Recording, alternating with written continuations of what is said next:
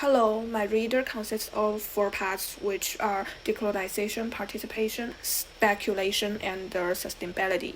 I'm going to emphasize the part of decolonization which I'm most interested in, and put it in the last part in this video. Firstly, let's start with the part of participation.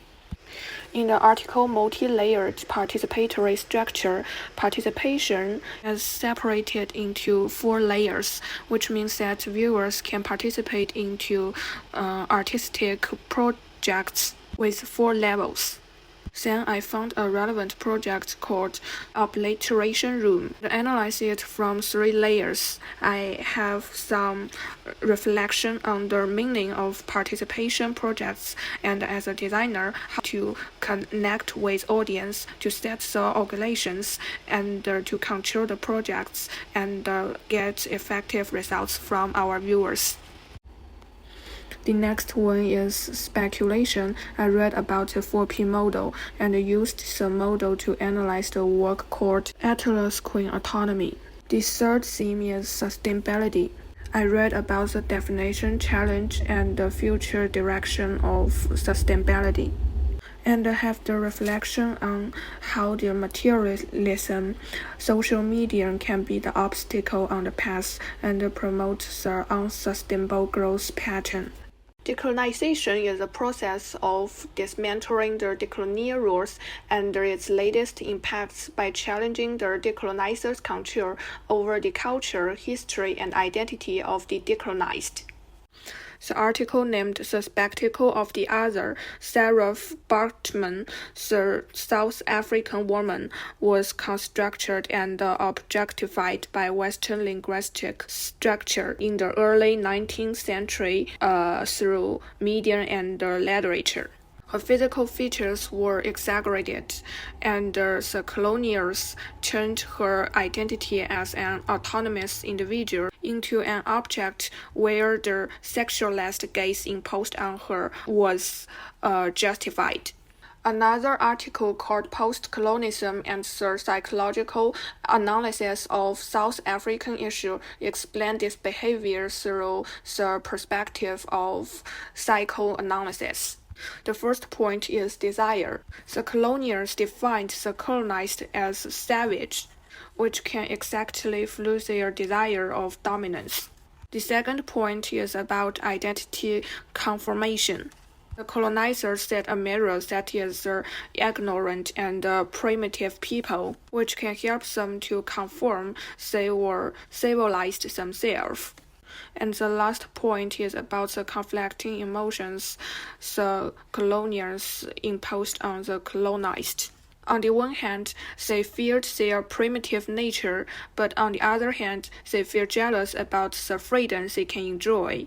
So the colonizers reserved their emotion by diminishing the others to mask their insecurities. What's more, the text also links colonism to fetishism.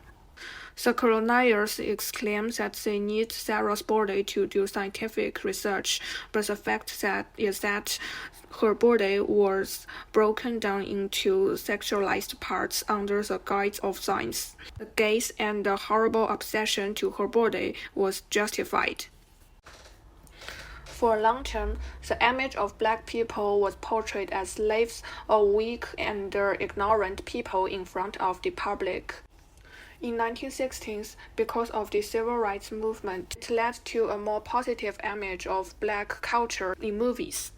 Black characters gradually shift from traditional submissive ones into rebellious and powerful ones. One of the most collected characters is a wealthy criminal. Black people were described as sexual, rich, and violent, but it was still limited by stereotyped thinking and restricted by dualism. This movie more catered to the taste and imagination of white audience than crushed the racial stereotypes and reached liberation. Then, what is the feasible strategy? The method that mentioned in this article is that don't evade the gaze. It means that we should put the gaze in front of the audience and trigger their reflection, make them realize this kind of gaze is uncomfortable and conflicting.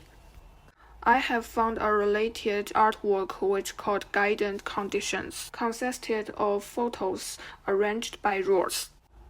In this photo, black women have similar postures, and there are words sexual contacts, skin contacts are printed below the photos. The work presents women's backs instead of their face, which raises their individuality and makes them homogeneous, which placed the viewers in a position of observation, magnifying their gaze and making the viewers reflect and question it. Now we have known about the problems existed, but how to deal with them. The article called Queen Visual Activism in South Africa has given us some example of artistic practice which is on this path.